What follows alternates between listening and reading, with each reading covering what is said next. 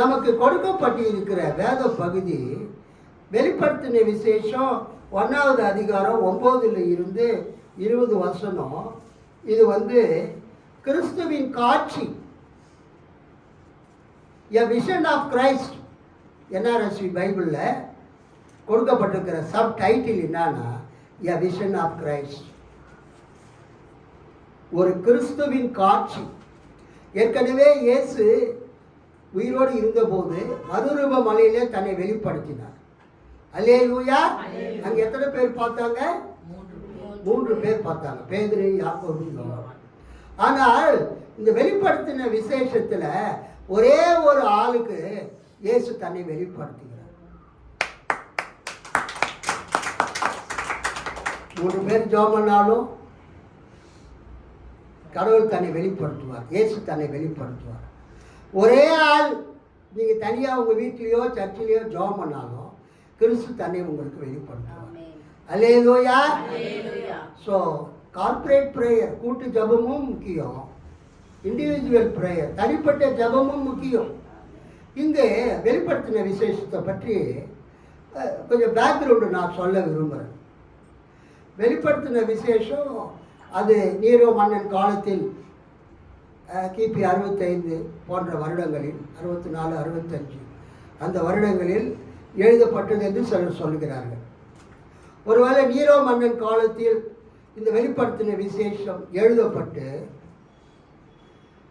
கிபி 95ல் ட்ராயன்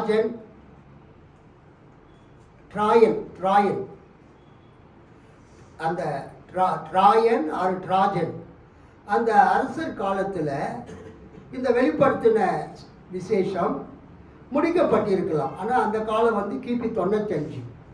ஸோ அது நம்ம கரெக்டாக சொல்ல முடியல. வெளிப்படுத்தின விசேஷம் எப்போ எழுதப்பட்டது என்பதை எக்ஸாக்டாக சொல்ல முடியல. ஒருவேளை நீரோ மன்னன் காலத்தில் எழுத ஆரம்பிக்கப்பட்டு ட்ராஜன்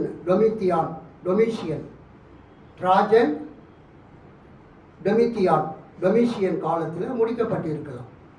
ஆனால் பொதுவாக எல்லாரும் என்ன சொல்கிறாங்கன்னா, வெளிப்படுத்தின விசேஷம் யோவான் சுவிசேஷம் எழுதப்பட்ட பிறகு எழுதப்பட்டது. யோவான் சுவிசேஷம் கிபி 90ல் எழுதப்பட்டது.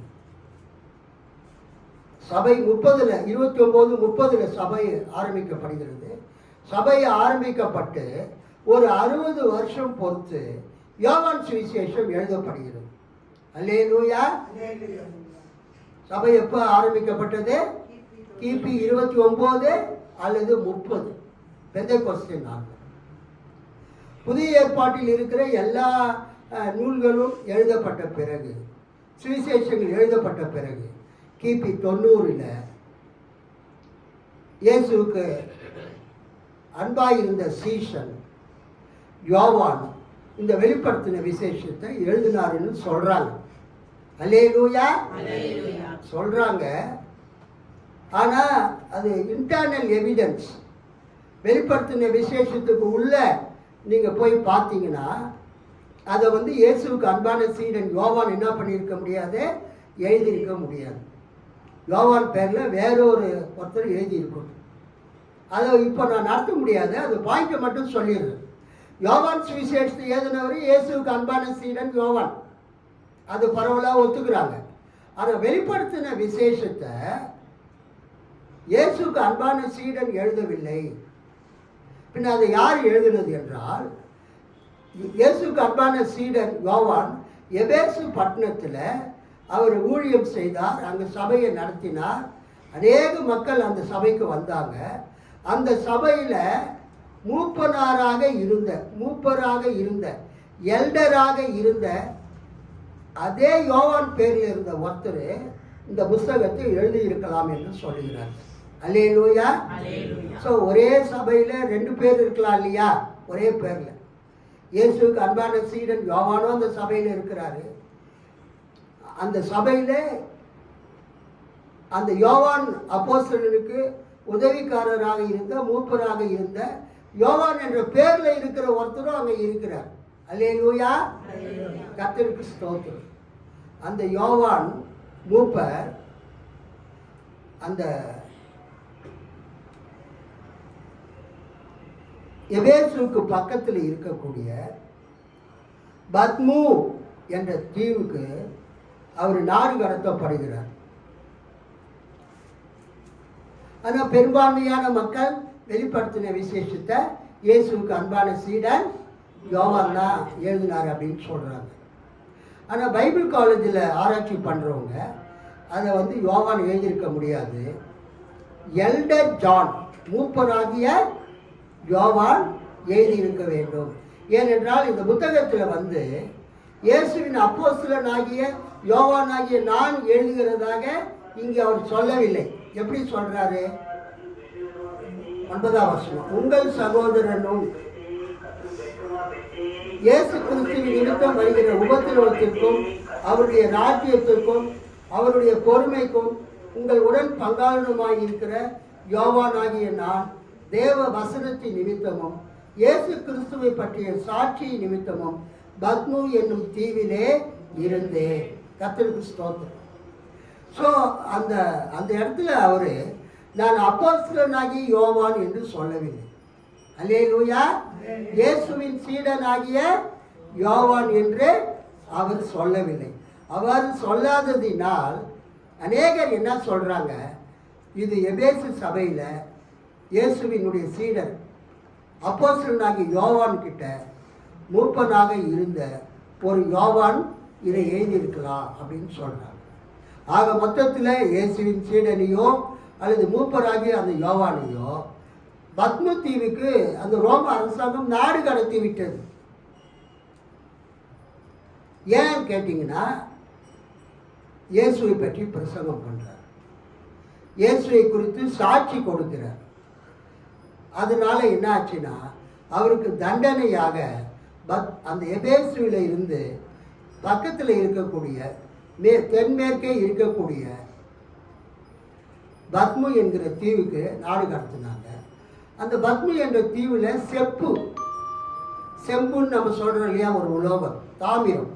அந்த தாமிர சுரங்கத்தில் வேலை செய்வதற்காக அவர் எபேசுவிலிருந்து நாடு கடத்தப்பட்டார்.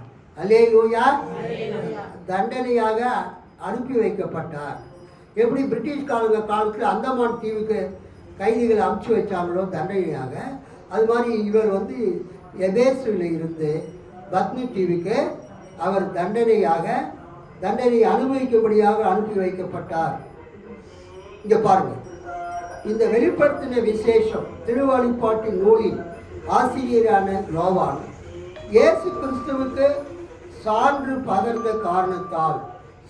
பகர்ந்த காரணத்தால் ரோமைய அதிகாரிகளால், அந்த ரோம பேரரசின் அதிகாரிகளால் கைது செய்யப்பட்டு கிபி 95ஆம் ஆண்டை ஒட்டி பத்மு என்ற தீவிற்கு நாடு கடத்தப்பட்டார், கைதியாக அனுப்பப்பட்டார். அந்தமான் தீவுக்கு கைதிகளை அனுப்பின மாதிரி இவர் அனுப்பப்பட்டார். சிரியா ஆசியாவின் ஏசியா மைனர், நீங்கள் வேர்ல்டு ஜியாகிரபி வேர்ல்டு மேப்லாம் பார்த்தீங்கன்னா இன்றைக்கு துருக்கி என்று அழைக்கப்படக்கூடிய நாடு 2000 வருஷத்துக்கு முன்னால் சிரியா ஆசியா என்று அழைக்கப்பட்டது. அல்லேலூயா. எனக்கு இந்த பைபிள் மேப்பை பார்க்கும்போது நான் ரொம்ப சந்தோஷப்படுவேன். ஸ்கூல் படிக்கும்போது என்னன்னா, நம்ம ஆசியா கண்டத்தின் பேர் பைபிளில் இருக்குது, ஆசியா கண்டத்தின் பேரே பைபிளில் இருக்குது. ஆக்சுவலாக ஆசியா கண்டம் என்பது எதை குறிக்கிறது என்றால், மிகப்பெரிய கண்டம் ஆசியா கண்டம் தான். ஆசியா கண்டத்தினுடைய மேற்கு பகுதியில் தான் இந்த சிறிய ஆசியா இருக்கிறது. கிபி 95ஆம் ஆண்டை ஒட்டி பத்மு என்ற தீவிற்கு நாடு கடத்தப்பட்டார். சிரியா ஆசியாவின் ஏசியா மைனர், இன்றைய துருக்கி நாடு தென்மேற்கில் எபேசு அருகில் கரையிலிருந்து சுமார் 8 கிலோமீட்டர் தூரத்தில். இந்த பத்மு என்ற தீவுக்கும் எபேசு பட்டணம் இருந்த இடத்துக்கும் எவ்வளவு தூரம்? கடல்ல 8 கிலோமீட்டர். 8 கிலோமீட்டர் தூரத்தில் இந்த தீவு இருந்தது. இந்த தீவினுடைய நீள அகலம் 15 கிலோமீட்டர் நீளமும் 8 கிலோமீட்டர் அகலமும் கொண்ட ஒரு வறண்ட தீவு ஆகும். பத்ம தீவு வந்து ஒரு செழிப்பான தீவு. பொதுவாக தீவுன்னு சொன்னாவே செழிப்பாக தான் இருக்கும். அந்தமான் தீவுலாம் பார்த்தீங்கன்னா ஃபோட்டோ ஒரே தென்னை மரங்கள் பச்சை பசேர்னு இருக்கும், செழிப்பாக இருக்கும். ஆனால் இந்த பத்ம தீவு எபேசிலிருந்து 8 கிலோமீட்டர் தொலைவில் இருக்கிறது. ஆனால் அந்த தீவு எப்படி இருக்குதுங்க? ஒரு வறண்ட தீவு, ராக்கி மவுண்டன்ஸ் உள்ள ஒரு ஐலண்ட். அங்கு வந்து செம்பு தாமிர சுரங்கங்கள் இருந்தது. அங்கு இருக்க நாடு கடத்தப்பட்ட கைதிகள் பகலிலே அந்த தாமிர சுரங்கத்தில் வேலை செய்வார்கள், வெட்டி எடுப்பார்கள். அந்த வேலையை இந்த யோவான் போர் செய்தார். 10ஆம் வருஷம். கர்த்தருடைய நாளில் ஆவிக்குள்ளானே. கர்த்தருக்கு ஸ்தோத்திரம். ரொம்ப இம்பார்ட்டன்ட். வெளிப்படுத்தின விசேஷத்தில் வரக்கூடிய கர்த்தருடைய நாள் என்பது பழைய ஏற்பாட்டை குறிக்கவில்லை. அல்லேலூயா. கர்த்தருடைய நாள் என்பது ஞாயிற்றுக்கிழமையை குறிக்கிறது. பழைய ஏற்பாட்டில் யூதர்களுக்கு ஓய்வு நாள் சனிக்கிழமை. நம்முடைய வாரம் எங்கே ஆரம்பிக்குது? ஞாயிற்றுக்கிழமையில் ஆரம்பிக்குது. நீங்கள் கேலண்டர் பார்த்தீங்கன்னா first day of the week, வாரத்தின் முதல் நாள் ஞாயிற்றுக்கிழமை. ஞாயிற்றுக்கிழமையிலேருந்து கனெக்ட் பண்ணிட்டே வந்தீங்கன்னா லாஸ்ட் டே என்னதுங்க? சனிக்கிழமை. ஸோ சனிக்கிழமை 7வது நாள். அது யூதர்களுக்கு ஓய்வு நாள். அந்த நாள் அவங்க எந்த வேலையும் செய்ய மாட்டாங்க. கர்த்தரை போய் அவங்க வழிபடுவாங்க, யெகோவாவை பிதாவாகிய தேவனை வழிபடுவாங்க. ஆனால் இயேசு உயிர்த்தெழுந்த பிறகு ஆதி கிறிஸ்தவர்கள் அந்த சனிக்கிழமை ஓய்வு நாளை அவர்கள் விட்டுவிட்டு இயேசு உயிர்த்தெழுந்த அந்த ஞாயிற்றுக்கிழமையில கர்த்தரை வணங்க ஆரம்பித்தார்கள், கர்த்தரை வழிபட ஆரம்பித்தார்கள். கை கட்டி ஆண்டவரை மகிமைப்படுத்தி. ஆனால் அவங்க சனிக்கிழமை இரவு ஆரம்பித்து ஞாயிற்றுக்கிழமை காலையில் ஆராதனை முடிப்பாங்க. ஒவ்வொரு ஊர்லேயும் நகரத்தில் இருக்கக்கூடிய ஒரு பெரிய செல்வந்தர்களுடைய கிறிஸ்தவர்களுடைய இல்லத்தில் எல்லா விசுவாசிகளும் போய் நைட்டில் அங்கே வர்ஷிப் பண்ணுவாங்க, ஆராதிப்பாங்க. சனிக்கிழமை இரவு ஆரம்பித்து ஞாயிற்றுக்கிழமை காலையில் முடிப்பாங்க. ஆனால் கான்ஸ்டன்டைன் பேரரசர் அவர் என்ன செய்தார் என்றால், கிறிஸ்தவங்க இது மாதிரி பகலெல்லாம் வேலைக்கு போயிட்டு நைட்டெல்லாம் ப்ரேயர் பண்ணிவிட்டு திரும்பவும் ஞாயிற்றுக்கிழமை அவங்க வேலைக்கு போகிறாங்க, அவங்களுக்கு ரெஸ்ட்டு கிடையாது, கர்த்தரை வந்து சுதந்திரமாக ஆராதிக்க முடியலன்னு சொல்லிட்டு he declared Sunday as the public holiday. முதல் முறையாக உலக வரலாற்றில் ஞாயிற்றுக்கிழமையை விடுமுறை நாளாக அவர் அறிவித்தவர் பேரரசர் கான்ஸ்டான்டைன். கான்ஸ்டான்டைன் த கிரேட், மகா பேரரசர் கான்ஸ்டன்டைன் த கிரேட். அவர் என்ன பண்ணார்? ஞாயிற்றுக்கிழமையை விடுமுறை நாளாக அறிவித்தார், பப்ளிக் ஹாலிடே. அன்றைக்கி யாரும் எந்த வேலையும் செய்யக்கூடாது, எமர்ஜென்சி சர்வீஸை தவிர. எல்லாரும் ஒவ்வொரு ஊர்லேயும் சர்ச்சை கட்டுறதுக்கு அவர் உதவி செய்தார், பெரிய பெரிய பேராலயங்கள் கட்டுவதற்கு உதவி செய்தார். கான்ஸ்டன்டைனுடைய அவங்க அம்மா தாயார் அவங்க இயேசு பிறந்த இடம், இயேசு மருத்த இடத்துல எல்லாம் ஆலயங்கள் கட்டுவதற்கு நிதி உதவி, பொருள் உதவி செய்தார்கள். அல்லேலூயா சொல்லாமா? அல்லேலூயா. அதனால கான்ஸ்டன்டைன் தி கிரேட், மகா பேரரசர் கான்ஸ்டன்டைன் ஞாயிற்றுக்கிழமையை அவரை விடுமுறை நாளாக அறிவித்து ஞாயிற்றுக்கிழமை காலையில் நீங்கள் எல்லாரும் போயிட்டு ஆராதனை கர்த்தரை பணிந்து கொள்ளுங்க, ஞாயிற்றுக்கிழமை நீங்கள் வேலைக்கு போகாதீங்கன்னு உலகத்தில் முதல் தடையாக ஞாயிற்றுக்கிழமைக்கு அவர் லீவ் விட்டார். அந்த பழக்கம் இன்று வரை தொடர்கிறது. பிள்ளைங்க ஸ்கூலுக்கு போகிறதில்லை, வாலிப பிள்ளைங்க காலேஜுக்கு போகிறதில்ல, பெற்றோர்கள் ஃபேக்ட்ரிக்கு ஆஃபீஸுக்கு போகிறதில்லை ஞாயிற்றுக்கிழமையில். அது கர்த்தருடைய நாள். அல்லேலூயா. இயேசு உயிர்த்தெழுந்த நாள். அந்த நாளிலே நாம் அனைவரும் போய் கர்த்தரை என்ன செய்ய வேண்டும்? ஆராதிக்க வேண்டும், தொழுது கொள்ள வேண்டும். கர்த்தரை பாடி துதித்து மகிமைப்படுத்தி சாட்சி சொல்லி நமது காணிக்கைகளை கொடுத்து கர்த்தரை நாம் வணங்க வேண்டும். நாம் வைத்திருக்கிற பழைய மொழிபெயர்ப்பில் 10ஆம் வசனம், கர்த்தருடைய நாளில் ஆவிக்குள்ளானேன் அப்படின்னு இருக்கு.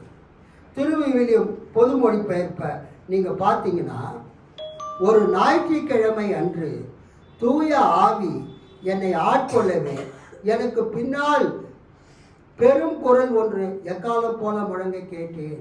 அல்லேலூயா, லிசன் டு மீ, என்ன கவனிங்க. பழைய மொழிபெயர்ப்பை விட திருவிவிலியம் பொது மொழிபெயர்ப்பை ரொம்ப தெளிவாக இருக்குது. அங்கே கர்த்தருடைய நாள்னு இருக்குது, இங்கே என்னன்னு இருக்குது? ஞாயிற்றுக்கிழமை. 10வது வசனம் வந்து அங்கே கர்த்தருடைய நாள்னு இருக்குது. க்ளோரி சிஸ்டர், கர்த்தருடைய நாள் அங்கே என்னன்னு இருக்குது? 1:10 கர்த்தருடைய நாள்னு இருக்குது. திருவிவிலியத்தில் எப்படி இருக்குது? ஞாயிற்றுக்கிழமை. ஸோ கர்த்தருடைய நாள் என்பது இயேசு உயிர்த்தெழுந்த நாள், ஞாயிற்றுக்கிழமை. இந்த ஞாயிற்றுக்கிழமையில் வழக்கம் போல இந்த யோவான், மூப்பராகிய யோவான் அல்லது இயேசுவின் சீடராகிய யோவான், நீங்கள் எது வேணாலும் வைத்துக்கொள்ளுங்க, நோ ப்ராப்ளம். ஆனால் என்னை பொறுத்த வரைக்கும் மூப்பராகிய யோவான், இந்த யோவான் எப்படி ஞாயிற்றுக்கிழமையில் சர்ச்சுக்கு போவாரோ, கர்த்தரை போய் தொழுது கொள்வாரோ, நம்ம மட்டும் தனியாக இருக்கிறோம், நம்ம என்ன பண்ணுறதுன்னு இல்லை. கரெக்டாக அந்த நேரம் வரும்போது அந்த சர்ச்சில் போய் எப்படி அவர் கர்த்தரை தொழுது கொள்வாரோ, அது மாதிரி அந்த பத்ம தீவில் ஒருவேளை அவர் ஒரு குகையில் கூட இருந்திருக்கலாம். அவர் கர்த்தரை பணிந்து கொள்ளும் போது, தனியாக ஜெபித்த போது, தனியாக துதித்து பாடின போது கர்த்தருடைய மகிமை வந்து அவர் மேலே இறங்கினார். ஒரு அல்லேலூயா சொல்லாமா? அவர் ஆவிக்குள்ளானார். நான் ஏற்கனவே சொல்லியிருக்கிறேன், நான் தரங்கம்பாடியில் தான் படித்தேன், டிஎல்சி உயர்நிலை பள்ளியில். அங்கே சீகன்பால் கட்டின புதிய எருசலேம் ஆலயத்தில் தான் ஞாயிற்றுக்கிழமைலாம் நாங்கள் சர்ச்சுக்கு போவோம். 6வதுலேருந்து 11ஆம் வகுப்பு வரைக்கும் நான் தான் கடைசி 11th ஸ்டாண்டர்ட் எஸ்எஸ்எல்சி. இப்போ எல்லாம் 10th தான் படிக்கிறாங்க. நான் வந்து என்ன படித்தேன்? 11th standard. எங்களுக்கு வந்து +2 கிடையாது. நான் படிக்கும்போது 11th ஸ்டாண்டர்ட் எஸ்எஸ்எல்சி 1978. அங்கே போகும்போது நாங்கள் அந்த கோயில் வசூலாம் போட்டு கோயில் பாட்டெலாம் பாடுவோம். நாங்கள் இந்த ஆல்டருக்கு எதிர்க்க, வழிபடத்துக்கு எதிர்க்க இடதுகை பக்கத்தில் நாங்கள் உட்காந்துட்டு இருப்போம். வலதுகை பக்கத்தில் பாஸ்டர்ஸுங்க அவங்களாம் உட்காந்துருப்பாங்க. எதிர்க்க பலிபீடம். கரெக்டாக அந்த பலிபீடத்துக்கு எதிர்க்க ஒரு ஐயா எம்ஜிஆர் மாதிரி இருப்பார், அசல் எம்ஜிஆர் மாதிரியே சகப்பாக இருப்பார். அல்லேலூயா, எம்ஜிஆர் மாதிரியே கருப்பு கூலிங் கிளாஸ் போட்டு வருவார். ஒரு அழகான ஒரு வாக்கிங் ஸ்டிக் வச்சிருப்பார். பைபிள், அந்த டிஎல்சி பாமாலையெல்லாம் கொண்டு வருவார். ரொம்ப பக்தி உள்ளவர். எனக்கு அவரை பற்றி தெரியாது. என்னுடைய நண்பர் மணின்னு ஒரு என்ஜினியர் இருக்கார் காரைக்கால். ஆக்சுவலாக அவர் தரங்கம்பாடி, அவர் அவங்க மாமனார் வீடு. அவர்கிட்ட கேட்டேன், அவர் யார்ப்பா அப்படின்னு. அவர் சொன்னார், அவர் தரங்கம்பாடியில் டிஎல்சி டீச்சர்ஸ் ட்ரைனிங் இன்ஸ்டியூட்டில் இங்கிலீஷ் டீச்சராக இருந்தவர். அல்லேலூயா, அவர் ரிட்டையர்ட் ஆகிட்டார். சர்ச்சுக்கு பக்கத்தில் தான் அவருடைய வீடு. அவங்க பிள்ளைங்கள்லாம் ஃபாரினில் இருக்கிறாங்க. அவர் தனியாக தான் இருப்பார், தனியாக தான் சர்ச்சுக்கு வருவார், போவார். என் வாழ்க்கையில் மறக்க முடியாத ஒரு சம்பவம். ஒரு நாள் அவர் வந்து உக்காந்தார், அந்த ஸ்டிக்லாம் கீழே வச்சுட்டாரு, சைடில் பைபிள்லாம் வச்சுட்டாரு, உட்காந்துருக்கிறார் பயபக்தியாக. பெல்லு அடிக்க போகிறாங்க 8:30 மணிக்கு. 7:30, 8, 8:30 3 பெல்லு அடிப்பாங்க. நீங்கள் பார்த்துருக்கிறீங்க சிஐசி சர்ச். 8:30 மணிக்கு அந்த பெல்லு அடிக்கிறதுக்கு முன்னால் திடீர்னு அவர் ஆவியில் நிரப்பப்பட்டு பயங்கரமாக அந்நிய பாஷை பேச ஆரம்பிச்சிட்டார். பயங்கரமாக அந்நிய பாஷையை பேசுகிறார். ரொம்ப இடிக்கிற மாதிரி ஒரு 3 or 4 மினிட்ஸ் அந்த இடமே அப்படியே சைலண்ட் ஆயிடுச்சு, அதிர்ற மாதிரி ஆயிடுச்சு. சத்தமாக அவர் கத்தி அந்நிய பாஷை பேசி, அப்போ எனக்கு அந்நிய பாஷைன்னா என்னன்னே தெரியாது. ஆனால் அவர் பேசுகிறத நாங்கள் பார்க்குறோம். பேசி முடித்த பிறகு 8:30 மணிக்கு பெல் அடிச்சது, சர்ச்சை ஆரம்பிச்சது. நான் கர்த்தருடைய நாளில் ஆவிக்குள்ளானேன் அப்படின்னு வெளிப்படுத்தின விசேஷம் 1ஆம் அதிகாரத்துக்கு ஒரு யூடியூப்பில் ஒரு செய்தி போட்டிருக்கிறேன். அதில் நான் பார்த்த அந்த நிகழ்ச்சியை பற்றி பேசியிருக்கிறேன். அல்லேலூயா. அதை கேட்டுட்டு என்னுடைய ஃப்ரெண்டு மணி காரைக்காலிலேருந்து ஃபோன் பண்ணார். ஜான், அது நீங்கள் மறக்காமல் எழுதியிருக்கிறீங்க. அவர் டிஎல்சி டீச்சர் ட்ரைனிங் இன்ஸ்டியூட்டில் இங்கிலீஷ் டீச்சராக ஒர்க் பண்ணவர். எங்கள் மாமனார் வீட்டுக்கு எதிர் வீடு அவர். அவர் பேர் மறந்துட்டேன், ஒரு வேலைக்கு என்டிஓ என்னவோ தெரியல. அவர் செத்த பிறகு பாடுறதுக்கு அங்கே ஆள் இல்லை, அவங்க சொந்தக்காரங்க இல்லை. எங்கள் டிஎல்சி அந்த ஹோம் ஃபார் சில்ட்ரன்லேருந்து ஒரு கொயர் பசங்க ஒரு 5-6 பேர் போய் அங்கே பாட்டு பாடிட்டு வந்தோம். ஸோ இந்த ஆவியினால் நிரப்பப்படக்கூடிய அனுபவம் ஏதோ ஒரு பெரிய சபையில் எல்லாரும் கையை தட்டி ஸ்தோத்திரம் பண்ணி நம்ம பாடும்போது தான் ஆவியானவர் இறங்குவார்னு கிடையாது. இன்னைக்கு நம்ம தப்பாக நினச்சிட்டு இருக்கிறோம். எல்லாரும் கை தட்டி பாடுங்க, ஸ்தோத்திரம் பண்ணுங்க, அல்லேலூயா சொல்லுங்க, ஆவியில நிரம்புங்கன்னு சொல்லவே கூடாது. ஆனால் அப்படிதான் பாஸ்டருங்க சொல்லிட்டு இருக்கிறாங்க. அந்த டிஎல்சி சர்ச் தரங்கம்பாடியில் புது எருசலேம் ஆலயத்தில் லுத்தரன் சர்ச்சில் அந்த ஐயா கரெக்டாக 8:30 மணிக்கு ஆவியில் நிரம்பினார. அவர் கையை தட்டல, எதுவுமே பண்ணலை. He was connected with God in the heart. Connectivity between him and divinity. அவருக்கும் தேவனுக்கும் இடையில ஒரு நெருங்கிய ஐக்கியம் இருந்தது. ஹல்லேலூயா. Listen to me. கும்பல்ல போய் கை தட்டி அந்த என்னது ட்ரம் அடிச்சு, அது பேர் என்னது ஜால்ரா அடிச்சு, அது பயங்கரமாக ஃபாஸ்ட்டாக கீபோர்டு வாசித்து, அது இந்த ராக் மியூசிக் மாதிரி அதெல்லாம் வாசித்தாதான் ஆவியானவர் இறங்குவார் என்று சொல்கிறது தப்பு. நீங்கள் தனியாக இருக்கும்போது ஆவியானவர் உங்கள் மேலே இறங்குவார். அல்லேலூயா. when you are alone, Pentecostal சர்ச்சில் இருந்தாதான் உங்கள் மேலே ஆவியானவர் இறங்குவார் என்றதெல்லாம் தப்பு. ஒருவேளை அங்கே நிறைய அபிஷேகம் பெற்றவங்க இருப்பாங்க. அவங்க பாடல் பாடும்போது கையில் தட்டும்போது நீங்களும் தட்டும்போது ஆவியானவர் உங்கள் மேலே இறங்குவார். ஆனால் அந்த டிஎல்சி சர்ச்சில் ஒரே ஒரு வயசான ஐயா, மற்றெல்லாம் உட்காந்துருக்கிறாங்க, ஆனால் அவர் மேலே ஆவியானவர் இறங்கினார். கர்த்தருடைய நாளிலே யோவான் எப்படி பத்மத்தீவிலே ஆவிக்குள்ளானோ, ஆவிக்குள்ளாத அனுபவத்தை பெற்றானோ, அதே அனுபவத்தை அந்த ஐயா பெற்றார். ஹல்லேலூயா. ஆவியானவர் அவர் மேலே இறங்கினார். இன்னைக்கு நிறைய பேர் அந்நிய பாஷை பேசுகிறாங்க வர்ஷிப் நடத்தும் போது. அது அவங்களாவே பேசிக்கிறாங்க. நமக்கு தெரியும் ஆவியானவருடைய வல்லமை இறங்கும் போது பேசுகிற அந்நிய பாஷை வேற, சாதாரணமாக பேசுகிற அந்நிய பாஷை வேற. அந்த கர்த்தருடைய வல்லமை உங்கள் மேலே இறங்கணும். ஆவியானவர் உங்களை நிரப்பணும். The Holy Spirit should fill you. உங்களை நிரப்பும் போது அப்போது நீங்கள் போடுற சத்தம் அந்த வல்லமை தனி. இவர் நிரப்பப்பட்டார். 10ஆம் வசனம். ஒரு ஞாயிற்றுக்கிழமை என்று தூய ஆவி என்னை ஆட்கொள்ளவே, எனக்கு பின்னால் பெரும் குரல் ஒன்று எக்காலம் போல முழங்க கேட்டேன். அல்லேலூயா. எக்கால சத்தத்தை அவர் கேட்கிறார். அது வாய்ஸ் ஆஃப் ஜீசஸ் கிரைஸ்ட். இயேசு கிறிஸ்து அவரோடு பேசுகிறார். இயேசு கிறிஸ்துவின் சத்தம் எப்படி வருகிறது அவருக்கு? ஒரு எக்கால சத்தத்தை போல, ஒரு ட்ரம்பட் சவுண்டு போல அது வருகிறது.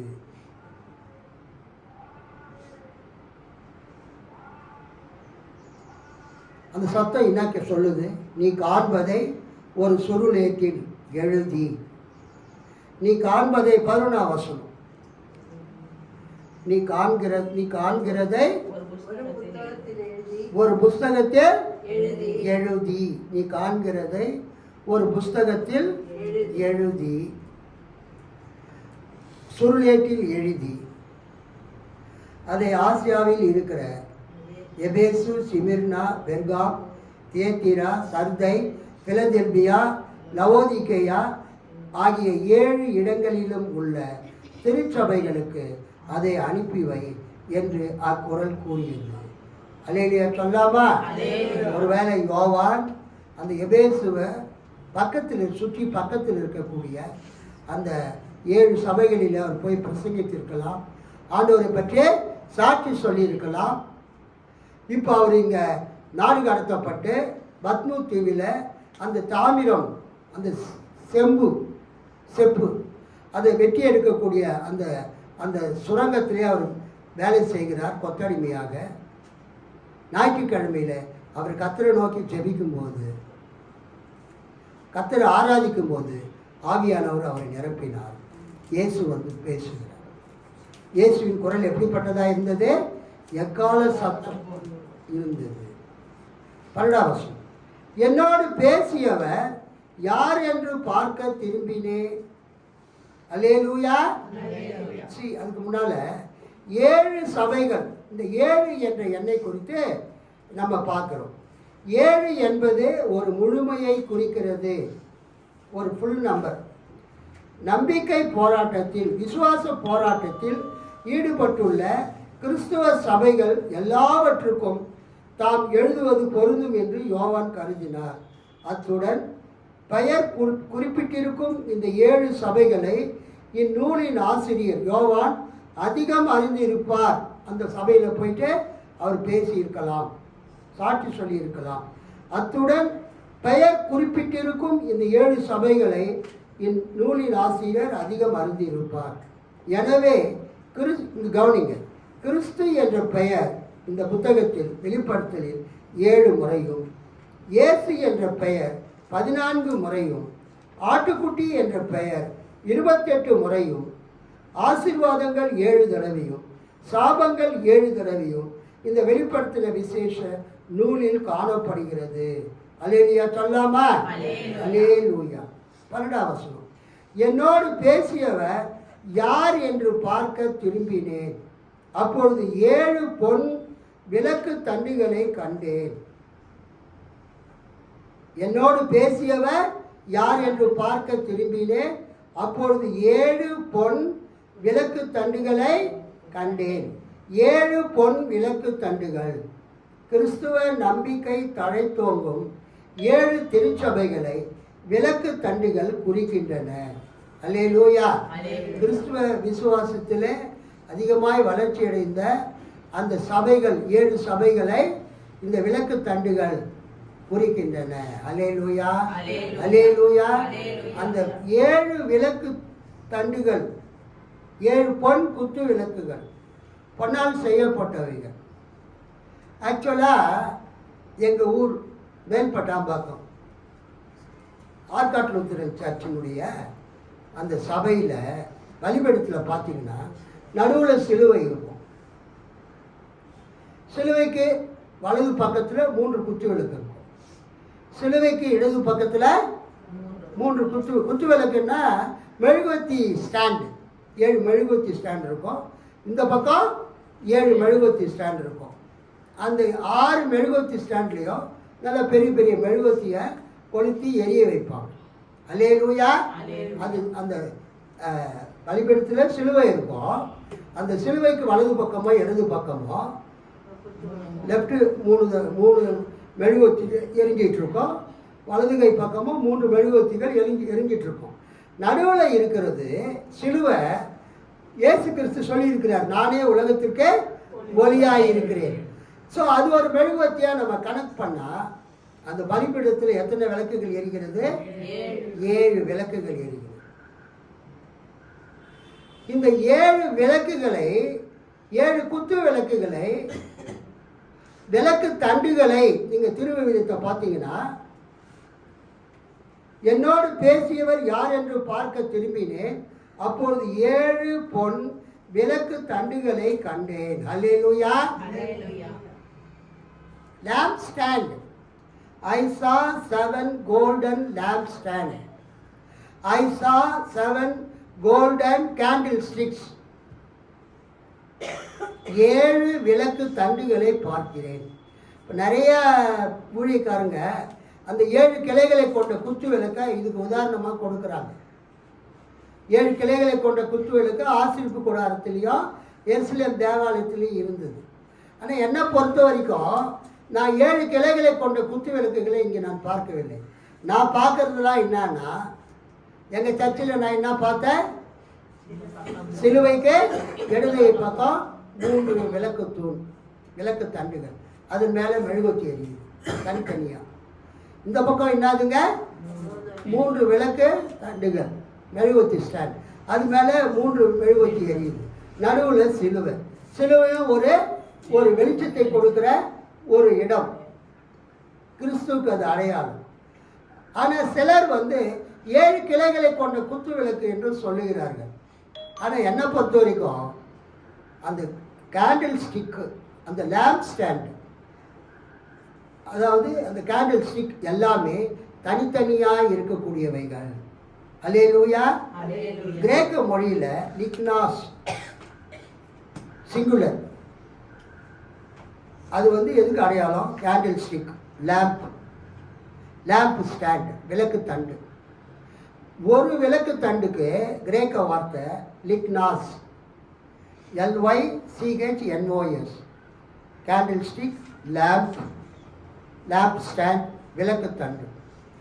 அதே விளக்கு தண்டுகள் என்று நீங்கள் சொல்லும்போது அது எப்படி வரும்னா லிக்னியா, LYCHNIA, லிக்னியா. லிக்னியா என்றால் கேண்டில் ஸ்டிக்ஸ், லேம்ப் ஸ்டாண்ட்ஸ். அல்லேலூயா. இங்கு யோவான் இயேசுவை எப்படி பார்க்கிறார், 7 லிக்னியா, 7 விளக்கு தண்டுகளுக்கு நடுவிலே அவர் நிற்கிறவரை பார்க்கிறார். கைத்தட்டி ஆண்டவரை மகிமைப்படுத்துகிறார்.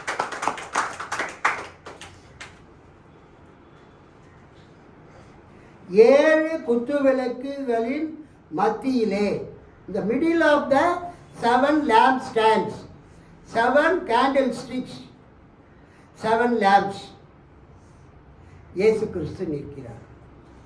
அது எதுக்கு அடையாளம்னா, அந்த 7 சபைகளுக்கு நடுவிலும் இயேசு கிறிஸ்து இருக்கிறார். அல்லேலூயா.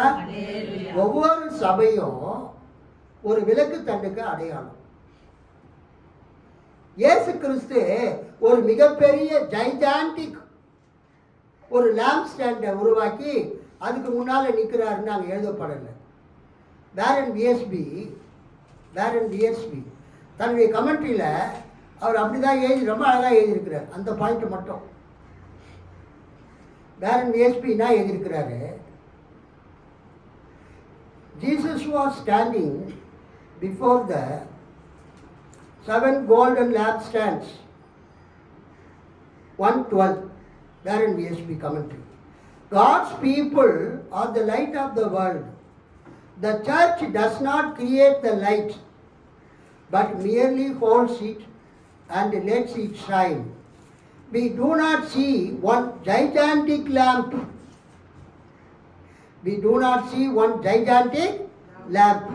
ஒரு மிகப்பெரிய ஒரு குத்து விளக்கை நம்ம அங்கே பார்க்கணும். சிறிய நடத்தக்கூடிய போதகர்களுக்கும் சிறிய சபைகளுக்கும் ஒரு என்கரேஜிங் மெசேஜ் இது. அல்லேலூயா. இயேசு கிறிஸ்து ஒரு மிகப்பெரிய கோல்டன் லேம்ப் ஸ்டாண்டுக்கு முன்னால் நின்று கொண்டிருந்தார். இயேசு கிறிஸ்து ஒரு மிகப்பெரிய மெகா சர்ச்சுக்கு முன்னால நின்று கொண்டிருந்தார். இல்லை. Hallelujah. Jesus was standing before the 7 golden lampstands. சர்ச்சில் நீங்கள் பார்த்தீங்கன்னா அந்த மெழுகுவர்த்தி வைக்கிற அந்த கேண்டில் ஸ்டிக்கு எவ்வளோ பெருசு இருக்கும், சின்னதாக தான் இருக்கும், ரொம்ப பெருசாலாம் இருக்காது. அல்லேலூயா. சிலுவை இந்த பக்கம் 3, இந்த பக்கம் 3, இந்த பக்கம் 3 கேண்டில் ஸ்டிக்ஸு, கேண்டில் எரியும், மெழுகுவர்த்தி எரியும். இந்த பக்கம் 3 கேண்டில் ஸ்டிக்ஸு, அது மேலே 3 மெழுகுவர்த்தி எரியும்.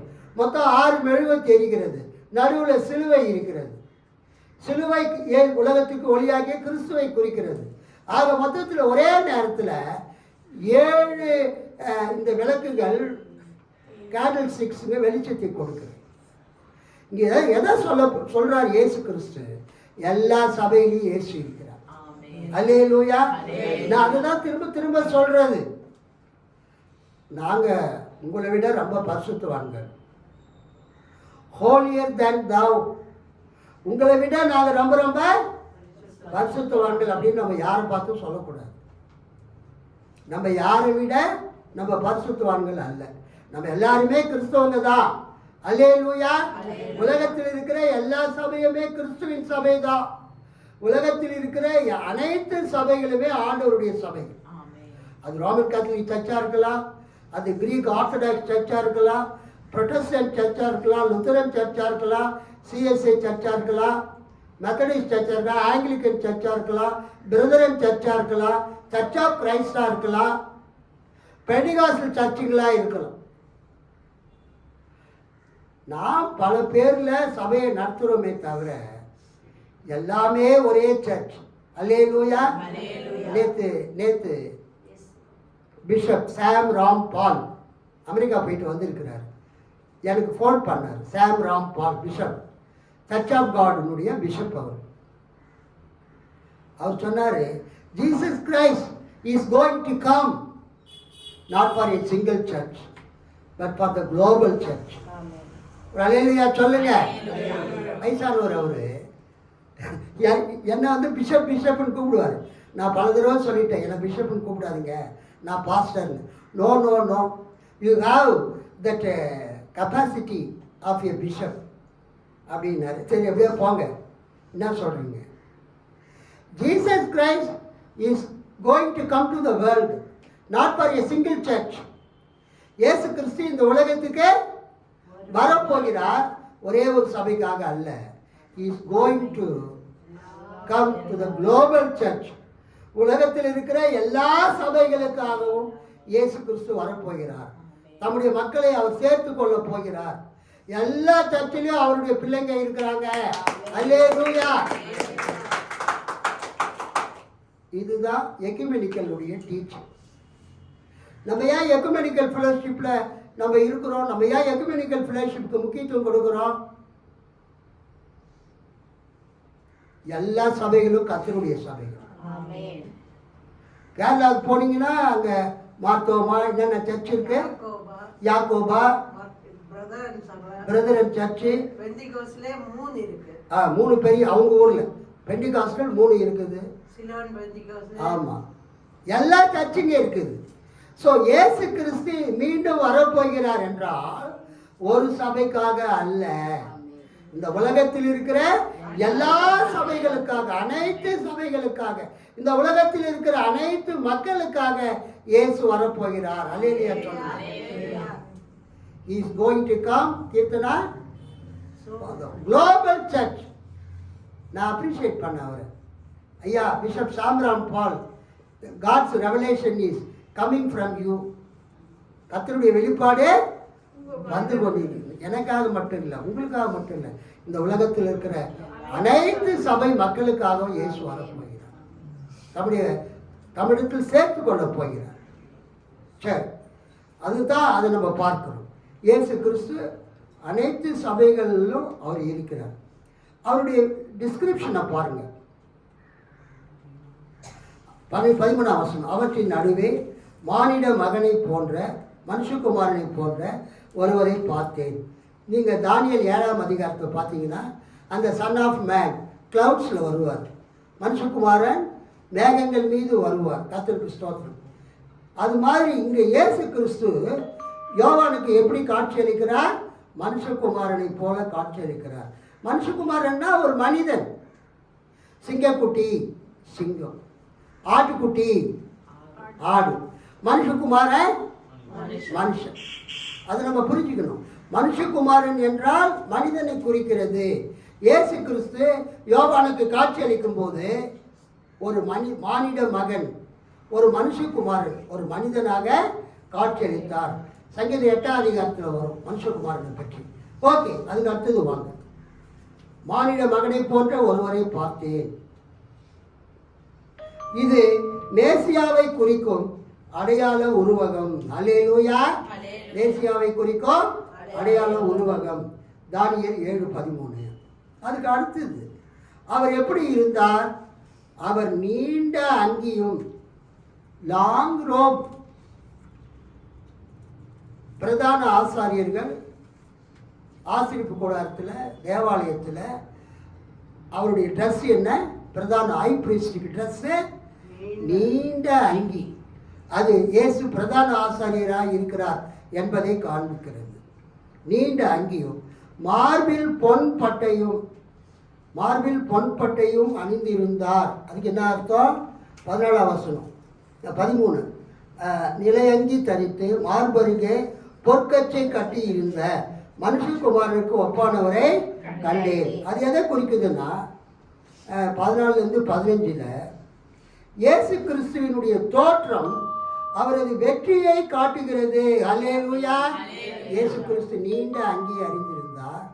அது அவர் பிரதான ஆசாரியன் என்பதற்கு அடையாளம்.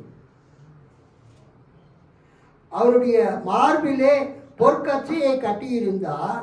அது எதை குறிக்கிறது? அவர் அரசர் என்பதற்கு அடையாளம். அல்லேலூயா. நீண்ட அங்கி குருத்துவ தன்மை, ஆசாரிய தன்மையையும், பொன் பட்டை அல்லது பொற்கச்சை அரச தன்மையையும். அவருடைய தலைமுடி எப்படி இருந்தது? அவருடைய தலைமுடி வெண்கம்பளி போலும் உரை பனி போலும் வெண்மையாய் இருந்தது. அது எதுக்கு அடையாளம்? கர்த்தருக்கு ஸ்தோத்திரம். இங்கே 14-15 குறிப்பிடப்படும் இயேசுவின் தோற்றம் அவருடைய வெற்றியை காட்டுகிறது. நீண்ட அங்கி இயேசுவினுடைய குருத்துவ தன்மை, ஆசாரியத்துவ தன்மை, பிரதான ஆசாரியர் என்பதை காட்டுகிறது. பொன் பட்டை அல்லது பொற்கச்சை பெல்ட்டு, மார்பில் கட்டுற அந்த கச்சை பெல்ட்டு அவர் அரசர் என்பதை காட்டுகிறது, அரசத்தன்மை. அவருடைய தலைமுடி எப்படி இருந்தது? அவருடைய சிரசும் மயிரும் வெண் பஞ்சை போலவும் உறைந்த மழையை போலவும் வெண்மையாய் இருந்தது. அது எதை காண்பிக்கிறது என்றால், வெண்மையான தலைமுடி நிலை வாழ்வு, இட்டர்னல் லைஃப், நீண்ட ஆயுசை குறிக்கிறது, நீண்ட ஆயுசுள்ள வரை குறிக்கிறது. தட் மீன்ஸ் அது பிதா எப்படி நீண்ட ஆயுசு உள்ளவராக இருக்கிறாரோ அது மாதிரி இயேசு நீண்ட ஆயுளை கொண்டவராக, நிலைவாழ்வு தன்மையை கொண்டவராக இருக்கிறார். அப்புறம் அவருடைய கண்கள் எப்படி இருக்கிறது? அக்னி ஜுவாலையை போல் இருந்தது. அதுக்கு என்ன அர்த்தம்னா, தீப்பழம்பு போன்ற கண்கள், கூர்மையான பார்வையை குறிக்கிறது. அனைத்தையும் அறிகிறது. அக்னி ஜுவாலை போன்ற கண்கள் என்பது எதை குறிக்கிறது?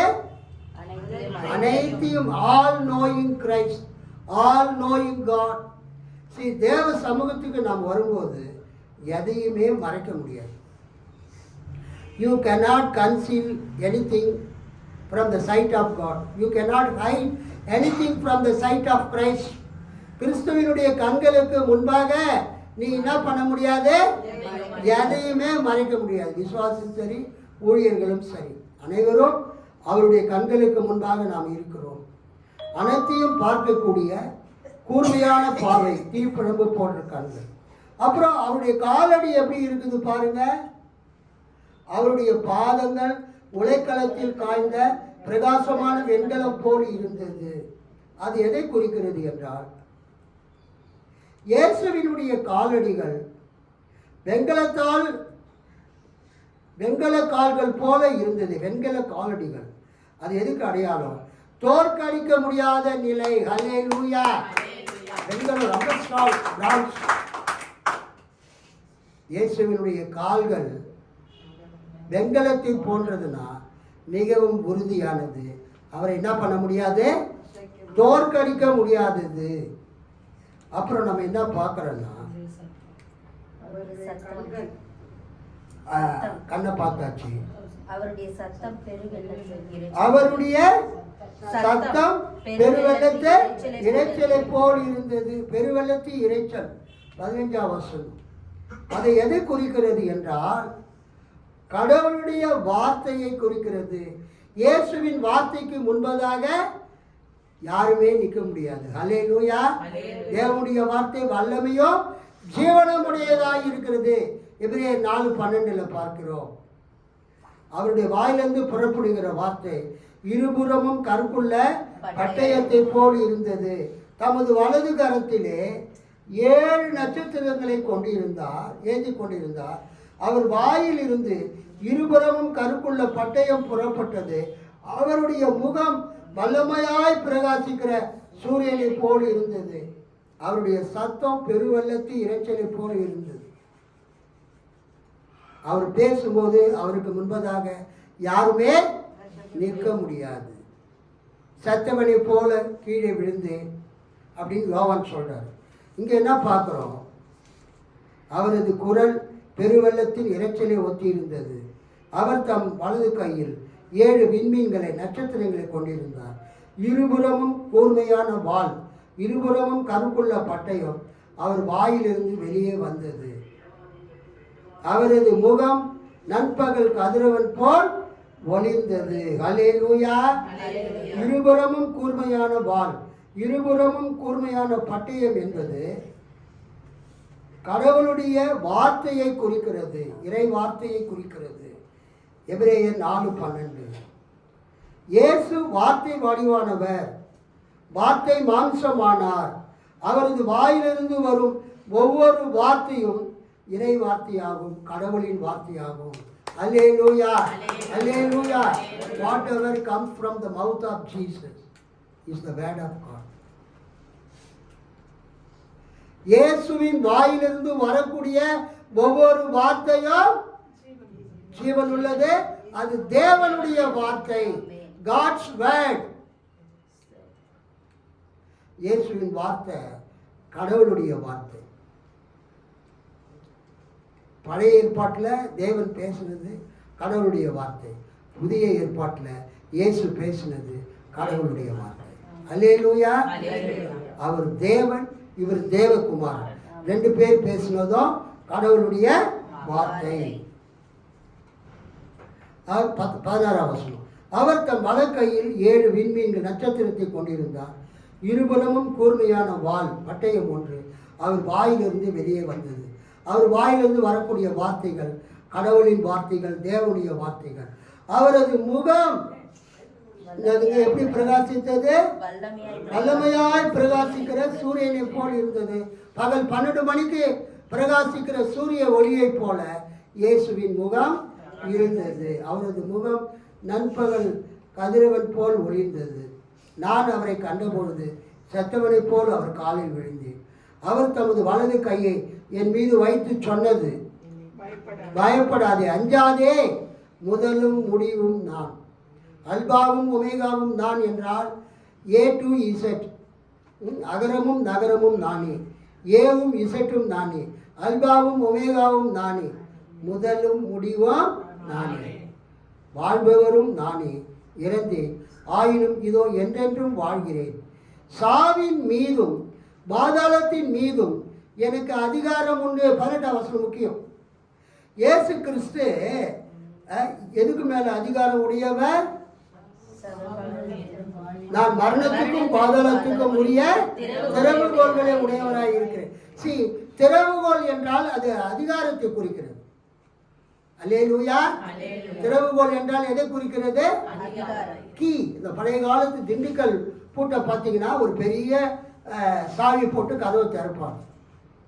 பேராயர்களுடைய அந்த லட்சினை, அந்த கோட் ஆஃப் ஆர்ம்ஸ், அந்த பிஷப்ஸினுடைய அந்த கோட் ஆஃப் ஆர்மில் அந்த சிம்பிளில் சாவி போட்டிருப்பாங்க, கீஸ், தரங்கை, அத்தியட்சர். போப்பினுடைய அந்த கோட் ஆஃப் ஆர்ம்ஸை நீங்கள் பார்த்தீங்கன்னா அந்த சிம்பிளை பார்த்தீங்கன்னா 2 சாவி இருக்கும். அல்லேலூயா. இயேசு பேதுரு பார்த்தீங்கன்னா சொன்னாரு, நான் திறவுகோள்களை உனக்கு கொடுக்கிறேன். அல்லேலூயா. I give the authorities of keys. திறவுகோள்களின் அதிகாரத்தை உனக்கு கொடுக்கிறேன் என்று இயேசு சொன்னார். அதனால்தான் அந்த போப்பினுடைய அந்த மானுமெண்ட்லேயும் மொமெண்டோலையும் கோட் ஆஃப் ஆர்ம்ஸ்லேயும் மோனோகிராம் அதை 2 சாவி போட்டிருப்பாங்க. பிஷப்ஸுங்களுடைய அந்த மானோகிராம்லேயும் என்ன போட்டிருப்பாங்க? 2 சாவி, திறவுகோல் போட்டிருப்பாங்க. திறவுகோல் என்பது அதிகாரத்தை குறிக்கிறது. தாவீதின் திறவுகோலை உடையவர் சொல்லுகிறது என்றால் தாவீதினுடைய அதிகாரத்தை உடையவர் சொல்லுகிறது. அல்லேலூயா. இங்க இயேசு என்ன சொல்றாருன்னா, நான் சாவின் மீதும் பாதாளத்தின் மீதும் எனக்கு அதிகாரம் உண்டு. 18 வசனம். இங்கே பார்க்கிறோம், நான் மரணத்துக்கும் பாதாளத்துக்கும் உரிய திறவுகோல்களை உடையவராய் இருக்கிறேன். மரணத்துக்கும் பாதாளத்துக்கும் உரிய திறவுகோல்னா மரணத்தின் மீது அதிகாரம், பாதாளத்தின் மீது அதிகாரம். அதுக்கு விளக்கத்தை பாருங்க. சாவின் மீதும் பாதாளத்தின் மீதும் எனக்கு அதிகாரம் உண்டு. அதுக்கு என்ன அர்த்தம்னா, சாத்தானின் கருவி சாவு. பிசாசு தான் ஜனங்களை சாகடிக்கிறான். சாத்தானின் கருவி சாவு. 1 கொரிந்தியர் 15:55. ஒருத்தர் படிங்க. 1 கொரிந்தியர் 15:55.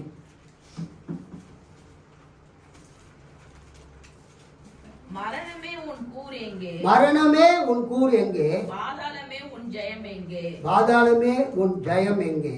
மரணத்தின் கூர் பாவம். மரணத்தின் கூர் பாவம். பாவத்தின் பலன் நியாயப்பிரமாணம். பாவத்தின் பலன் நியாயப்பிரமாணம். நம்முடைய கர்த்தராகிய இயேசு கிறிஸ்துவினாலே நமக்கு ஜெயம் கொடுக்கிற தேவனுக்கு ஸ்தோத்திரம். நமக்கு ஜெயம் கொடுக்கிற தேவனுக்கு ஸ்தோத்திரம். அல்லேலூயா.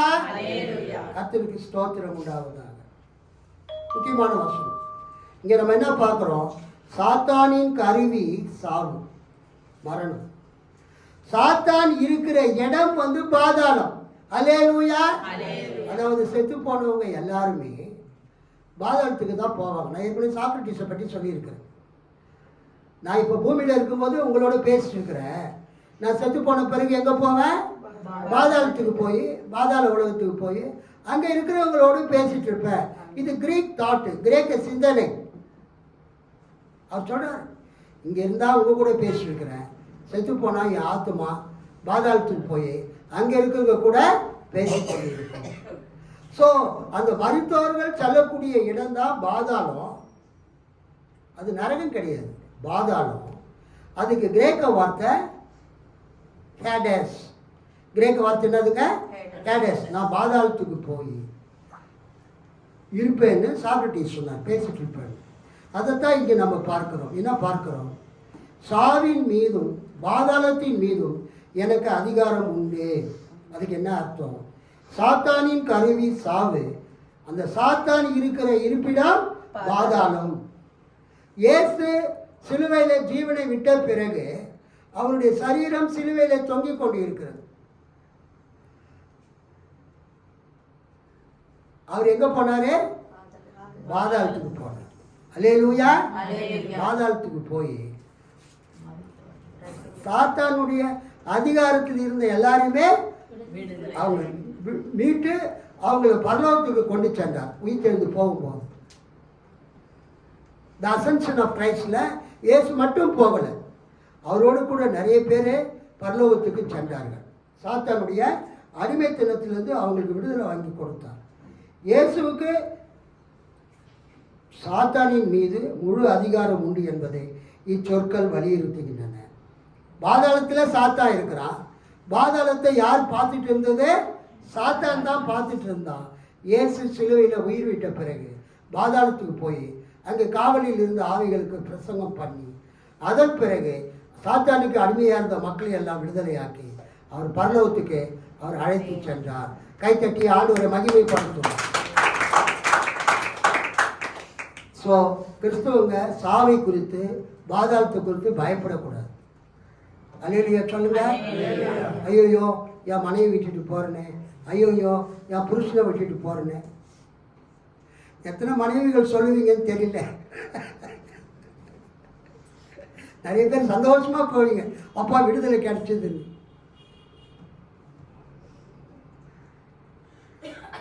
பிள்ளைகளை விட்டுட்டு போறேனே. மரணத்தை குறித்து நம்ம பயப்படவே கூடாது. எப்போ மரணம் வந்தாலும் சாவறதுக்கு ரெடியாக இருக்கணும் கிறிஸ்தவங்க. ஏனென்றால் இயேசு சாவையும் ஜெயிச்சாரு, பாதாளத்தையும் ஜெயிச்சார். அதுக்குரிய திறவுகோல் அவர்கிட்ட இருக்குது. நான் மரணத்துக்கும் பாதாளத்துக்கும் உரிய திறவுகோல்களை உடையவராக இருக்கிறேன் என்பது. அவர் மரணத்துக்கும் பாதாளத்துக்கும் அந்த கண்ட்ரோல் பண்ண சாத்தான அவர் ஜெயிச்சார், அதிகாரத்தை உடையவராக இருக்கிறார். நீ கண்டவைகளும் இருக்கிறவைகளும் இவைகளுக்கு பின்பு சம்பவிப்பவைகளையும் எழுது. நீ என் வலது கரத்தில் நீ கண்ட 7 நட்சத்திரங்களின் ரகசியத்தை, 7 பொன் குத்து விளக்குகளின் ரகசியத்தை எழுது. அந்த 7 நட்சத்திரங்களும் 7 சபையின் தூதர்களாம். நீ கண்ட 7 குத்து விளக்குகளும் 7 சபைகளாம். அல்லேலூயா. இயேசுவின் கை வலது கரத்தில் 7 நட்சத்திரம் இருந்தது. அது எதை குறிக்கிறது? 7 சபைகளுடைய. இயேசுவின் வலது கரத்தில் 7 நட்சத்திரம் இருந்தது. அது எதை குறிக்கிறது? அப்பா ரஞ்சினி மட்டும்தான் சொல்லுது. குத்து விளக்கு தான் சபையை குறிக்கிறது. 7 நட்சத்திரங்கள் எதை குறிக்கிறது? சபைகளின் தூதர்கள். உங்களுக்கு யார் பிரசங்கம் பண்ணது? இப்ப எந்த பாஸ்டர்? நான் தான் உங்களுக்கு பேசிட்டு இருக்கிறேன். சோ இந்த சபைக்கு தூதர் யாரு? நான் தான், பாஸ்டர் ஜான் மதியழகன் தான். திருவிழத்தில் அது ஒண்ணுதான் எனக்கு அது அந்த எனக்கு அது விரும்பல. அங்கே என்ன டிரான்ஸ்லேட் பண்ணியிருக்கிறாங்க? 7 விண்மீன்கள், 7 நட்சத்திரங்கள், 7 திருச்சபைகளின் வான தூதர்களையும் 7 விளக்கு தண்டுகள் 7 திருச்சபைகளையும் குறிக்கும்னு டிரான்ஸ்லேட் பண்ணியிருக்காங்க. Every translation is a commentary. Every translation is a commentary. ஒவ்வொரு மொழிபெயர்ப்பும் ஒரு கமெண்ட்ரி. இங்கே நீங்கள் பார்த்தீங்கன்னா 7 வான தூதர்கள்னு மொழிபெயர்த்திருக்கிறாங்க.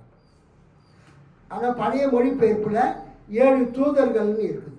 நான் அந்த பழைய மொழிபெயர்ப்பை தான் இங்கே நான் விரும்புகிறேன். ஏன்னு சொன்னால் கிரேக்க மொழியில் ஏஞ்சலாஸ், கிரேக்க மொழியில் ஏஞ்சலாஸ், ஏஞ்சல், அதுதான் தூதன், ஏஞ்சல். கிரேக்க மொழியில் ஏஞ்சலாஸ் என்பது ஏஞ்சல், மெசஞ்சர், பாஸ்டரை குறிக்கிறது. அல்லேலூயா. ஏஞ்சலாஸ் என்ற கிரேக்க வார்த்தை எது அதை குறிக்குது? Angel, messenger, pastor. இப்ப இந்த இடத்துல 7 சபைகளின் தூதர்கள் என்பது 7 சபைகளின் வான தூதர்கள் என்று நம்ம மொழிபெயர்க்க தேவையில்லை. ஆனா நீங்க நியூ டெஸ்டமென்ட் கிரீக் ஸ்காலர்ஸ்லாம் நீங்கள் பார்த்தீங்கன்னா ஜிகே பீலே இன்னும் ஒரு சிலர்லாம் அவங்க வானத்தூதர் தான் மொழிபெயர்த்திருக்கிறாங்க. பட் நம்ம சூழ்நிலையை பார்க்கும்போது இங்கே ஏஞ்சலாஸ் என்பது ஏஞ்சலையும் மெசஞ்சரையும் குறித்தாலும் அது ஆக்சுவலாக பாஸ்டரை தான் குறிக்குது. 7 சபைகளில் யார் பிரசங்கம் பண்ணுறாங்களோ அவங்க தான் அந்த சபையினுடைய தூதர்கள். கடவுளுடைய வார்த்தையை மக்களுக்கு அறிவிக்கிறவர்கள் கடவுளுடைய தூதர்கள், காட்ஸ் மெசஞ்சர்ஸ். நான் ஏன் சொல்றேன்னா ஒவ்வொரு சபையும் பார்த்து ஆண்டவர் மனம் திரும்புகிறார். பிலதெல்பியா சபை, சிமிர்னா சபையை தவிர எல்லா சபைக்கும் ஆண்டவர் என்ன பண்றாரு? உங்ககிட்ட இந்த மிஸ்டேக்ஸ்லாம் இருக்குது. ஐ நோ யுவர் ஒர்க்ஸ், உன் கிரியைகளை அறிந்திருக்கிறேன் என்று 7 சபைக்கும் சொல்றார். ஆனால் சிமிர்னா சபைக்கும் பிலதெல்பியா சபைக்கும் எந்த மிஸ்டேக்கையும் ஆண்டவர் பார்க்கல. அல்லேலூயா. மற்ற எல்லா சபைக்கும் அவங்க பண்ற மிஸ்டேக்குகளை சொல்றார். அந்த ஊழியக்காரனை மனம் திரும்ப சொல்றார். ஒரு பாஸ்டர் தான் மனம் திரும்ப முடியும். பாஸ்டர் தேவனுடைய ஊழியக்காரர், பரிசுத்தமானவர், பரிசுத்தமாக்கப்பட்டவர், தப்பு செய்ய மாட்டார் அப்படின்னு தான் நம்ம நினைக்கிறோம். ஆனால் மனிதர்கள் எல்லாருமே தவறு செய்யக்கூடியவர்கள். they can commit mistakes. ஆனால் அவங்க மனம் திரும்பணும். அதுக்காக தான் 2ஆம் அதிகாரத்திலையும் 3ஆம் அதிகாரத்திலையும் நீ ஆதியில் கொண்டிருந்த அன்பை விட்டாய் என்று உன் பேரில் எனக்கு குறைவு. அந்த எபேசு சபையின் தூதனை பார்த்து சொல்றேன். ஸோ இங்கு வரக்கூடிய 7 தூதர்கள் என்பது 7 விண்மீன்கள் என்பது 7 தூதர்களை குறிக்கும். அந்த 7 சபையினுடைய பாஸ்டர்ஸ் அவங்களுடைய மிஸ்டேக்குகளை ஆண்டவர் சொல்லி அவங்கள மனம் திரும்ப சொல்றார். அந்த குத்து விளக்குகள் என்பது ஒரு மிகப்பெரிய 7 கிளைகளை கொண்ட குத்து விளக்கு அல்ல. நம்ம ஆர்டினரி ஒரு குத்து விளக்கு, candle stick, lamp stand. Lamp ஸ்டாண்டுக்கு கிரேக்க வார்த்தை லிக்னாஸ், கேண்டில் ஸ்டிக், லேம்ப் ஸ்டாண்ட். குத்து விளக்குகள் லிக்னியா, குத்து விளக்குகள், குத்து விளக்கு தண்டுகள். இயேசு கிறிஸ்து ஒரு மிகப்பெரிய சர்ச்சுக்கு முன்னால் இப்போ நிற்கிறதா நம்ம பார்க்கணும். இயேசு கிறிஸ்து 7 குத்து விளக்கு முன்னால் நிற்கிறார். அல்லேலூயா. 7 என்பது பூரணத்தை குறிக்கிறது. அன்றைக்கு அந்த சிறிய ஆசியாவில் இருந்த அனைத்து சபைகளையும் அது குறிக்கிறது. அல்லேலூயா.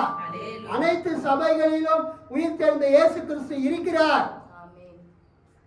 நம்ம எந்த சபையும் பார்த்து உங்களை விட நாங்கள் தான் ரொம்ப பரிசுத்தவான்கள் என்று சொல்லவே கூடாது. நியாயம் இருக்கிற அதிகாரம் நம்மகிட்ட கிடையாது. நியாய தீர்ப்பு செய்கிறவர் இயேசு கிறிஸ்து. அக்னி ஜுவாலை போன்ற கண்களை உடையவர், அனைத்தையும் ஆராய்ந்து அறிகிறவர்.